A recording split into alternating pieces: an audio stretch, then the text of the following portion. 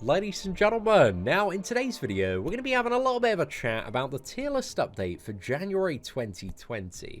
And one of the things I'd like to do within the next month or two is kind of a bit of a revamp of the tier list and really closely look at champions' rankings and are they holding that ranking and still performing to the level that they're attached to. So in your opinion, are there any champions on this list that you believe are either overrated or underrated? And what are the reasons why, and why do you believe a player should rank up those champions, as in which bits of content is that character going to be really valuable for? So let me know your thoughts in the comment section below, because I'm keen to start a bit more discussion around kind of tier list and rankings, but I'm curious to get the community's input and see what becomes like the most upvoted comment. I'm sure it's going to be something about Killmonger, but yeah, I'm sure we're going to have all sorts of fun in the comment section, but it's just a bit of a standard disclaimer before we do begin today's discussion about the January update, that this tier list is based off my own personal opinion and experience, and if you have a different opinion, that is absolutely fine. Like, this is in no way definitive at all. It's just my opinion, my experience, all the stuff I've played, all the videos I've watched, and I have played a lot and I've watched so many videos, so I like to think that I got a pretty decent handle on the game and a lot of the characters in the game, but there's always stuff like every single week, man, that does surprise me in Marvel Contest of Champions, because there are just so many different matchups, modes of gameplay, scenarios where characters can just shine in all sorts of weird and wonderful ways. So the game is incredibly complicated, man. There's so much to it, but that's also the joy and wonder in Marvel Contest of Champions, and one of the reasons that so many of us just can't seem to get enough of this goddamn clown fiesta of a video game. But in the last month, it has been quite quiet tier list wise, because we only had one new champion, Silver Surfer, and also the release of Variant 4, which is by far the easiest variant, so a lot of top tier rosters didn't really need to get pushed too much in order to get the completion. And the way that it's set up, man, there are just so many solutions to all sorts of stuff, and it's really your usual suspects in Variant 4, you know, your god tiers, your beyond god tier champions that just perform insanely well throughout it. But also for Variant 4, massive shout out to 1-star Hulkman, MVP of that chapter, and also for the 2-star one, 100%, Colossus and Rocket Raccoon are the key champions to getting 100%. You can do it easily with both of those, but yeah, it's a fun variant, man. I really like Variant 4. But anyway, let's have a bit of a chat about the newest addition to this list, Silver Surfer. Now, I think a lot of people wanted Silver Surfer to be like the crazy beyond god tier, next like Cosmic King champion, and he's not quite that, but he's still like a really fun champion to play. I think he's got some awesome damage, some very good utility for a lot of different matchups. So to have a bit of a chat, like, his damage is very similar without suicide masteries, because he's a very suicide unfriendly champion, which is a big turnoff to a lot of endgame players. But without suicide masteries, he actually has fairly similar damage to the movie version of Captain Marvel, and that is a great level of damage output, man. He can hit really hard when you're playing this champion well. Nothing like game breaking, but still, he feels really good to play. He also takes 100% less damage from Incinerate, Shock, and Cold Snap effects. So this can work for Freezer Burn, Iceman and Vision Arcus, and also Shock nodes, Incinerate nodes, and also Warlock. Because when you're fighting Warlock, especially in high tier Alliance War, and he seems to be all over the place. You've got the shock damage and also the degeneration damage, but Silver Surfer can completely absorb the shock damage and turn that into even more damage output for him.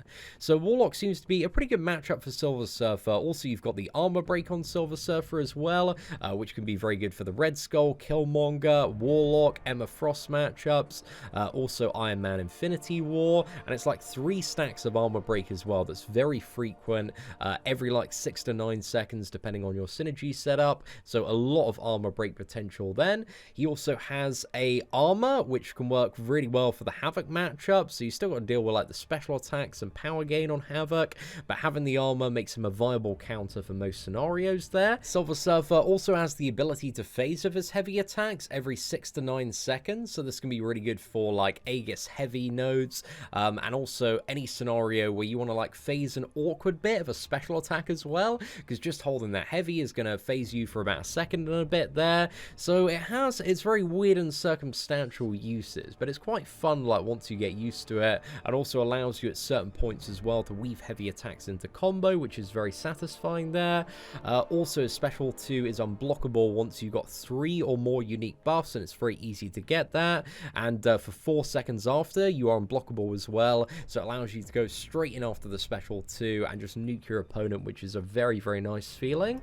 He also has the ability, and this one, a little bit circumstantial, but he can ignore miss for 12 seconds after the special 1, so matchups like Mysterio, Invisible Woman, and Darkhawk, this can have some really good uses. So it's a little bit circumstantial at the moment, but I imagine more as the game progresses, we are seeing invisibility like absolutely everywhere. So I think that's got some like good use in some annoying matchups at the moment, but as we get even further into the game, I think he's going to have more and more uses there. And finally, he has lots of buffs, so if you're looking at a node like Buffed Up, where you need 3 or more buffs to deal damage, Silver Surfer is just your friggin' guy there, so very useful for a lot of stuff in map 7 as well. But overall, man, I really like Silver Surfer. I think he's a really solid champion at the moment. He has a lot of different utility and uses. I find him really enjoyable to play, and I think the more we go into the game, the more useful his utility is going to be.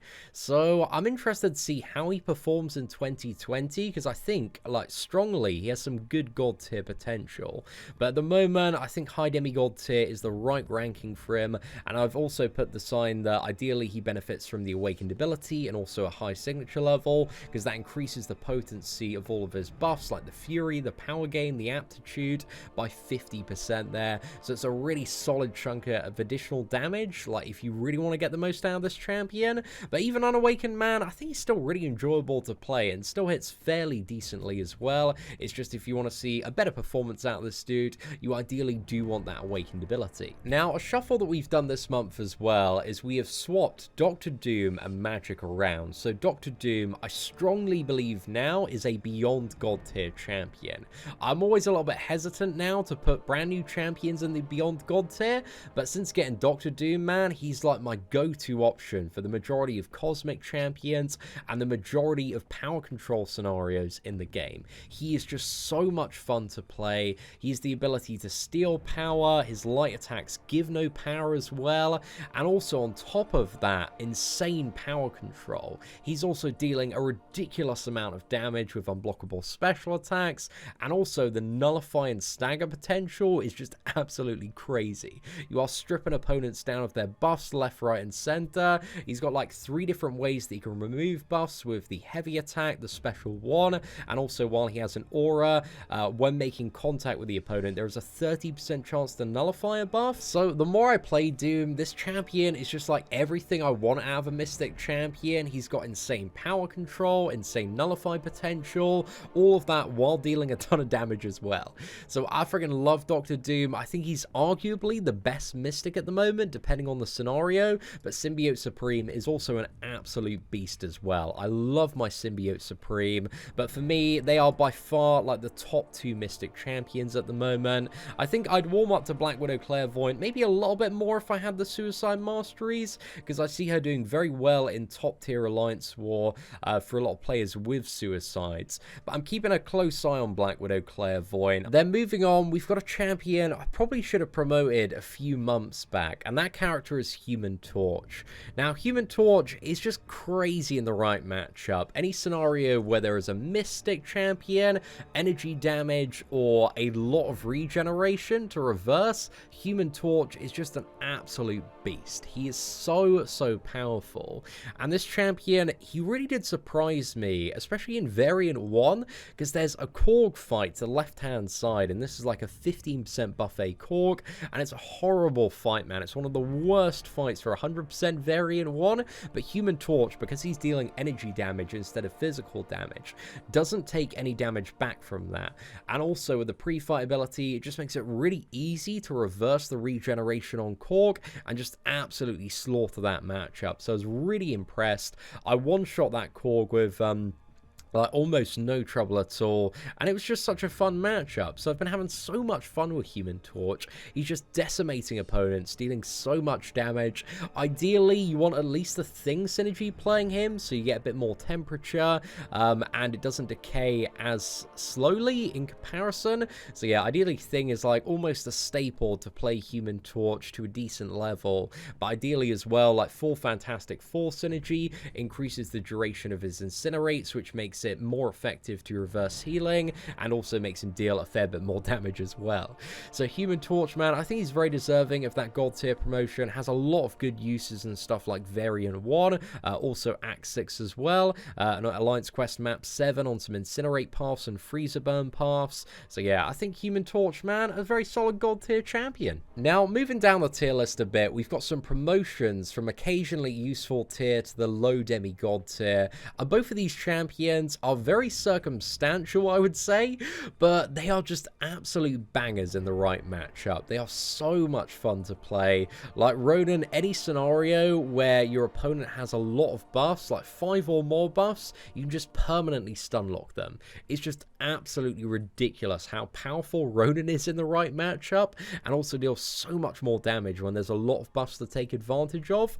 And there are champions like Red Skull, Colossus, they're just absolutely everywhere, that naturally have a load of buffs as well, and we're just seeing like buff nodes all over the place, man. So any scenario where there's lots of buffs and you can stun, Ronan is just like, he's a free win champion who's so good for the Silver Surfer this month as well. Then next up we have Mordo, and I hadn't played Mordo for ages, and I did a revisit video a few weeks back, and he really surprised me. He was so much fun to play, the power gain was awesome. Any scenario where there are buffs, his damage goes absolutely crazy, especially against like Resistor, Colossus, Red Skull, and his regeneration, especially on like a 6-star Unawakened rank 1, was really something quite special. So Mordo, he does suffer from a very low level of block proficiency, but if you can intercept well and play around the opponent well and not really take much block damage or rely on parries, there's just so much really cool stuff you can do with Mordo, man. I really enjoyed my time playing him.